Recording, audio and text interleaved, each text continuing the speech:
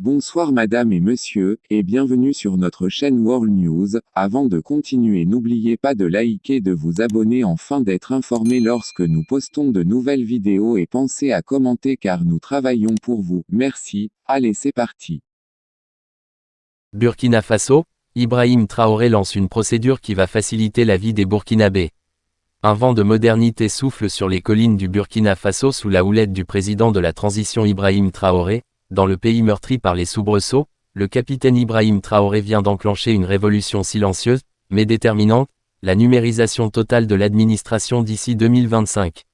Ce décret promulgué par le Conseil des ministres du 8 mai 2024 n'est qu'un premier pas vers un Ouagadougou 2.0. Mais quel pas de géant! En quelques traits de plume, le capitaine insuffle une nouvelle ère à la bureaucratie nationale.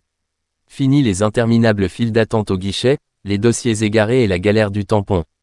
L'objectif est clair, que les services publics burkinabés disposent enfin de systèmes d'information fiables, robustes et de plateformes dématérialisées dignes de ce siècle. Mais ce défi relève de l'exploit pour un pays sorti meurtri de décennies d'immobilisme. La ministre Aminata Zerbo Saban en est bien consciente. Cette pionnière du numérique affûte ses armes en vue d'un combat de longue haleine, doter le pays de e-services à la hauteur, fluide et sécurisé pour les citoyens comme pour l'État. Car le chemin sera semé d'embûches.